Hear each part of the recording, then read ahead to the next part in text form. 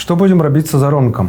Я часта сустракаюся з пытаннямі пра тое, што будзе з прапагандыстамі, журналістамі дзяржаўных медыа і вядучымі на тэлебачанні.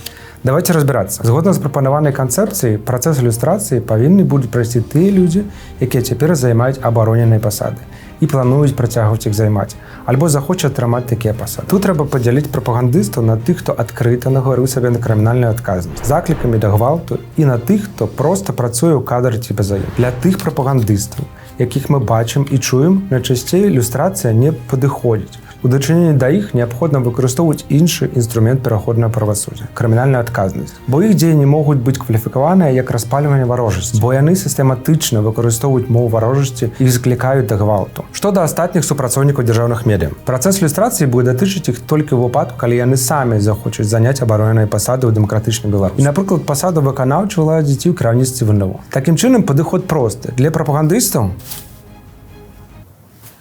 якія займаліся мову варожасцю і апраўдвалі рэпрэсіі, павінна быць крымінальная адказнасць. Для іншых толькі ў выпадку, калі яны прэтэндуюць на адказныя дзяржаўныя пасады.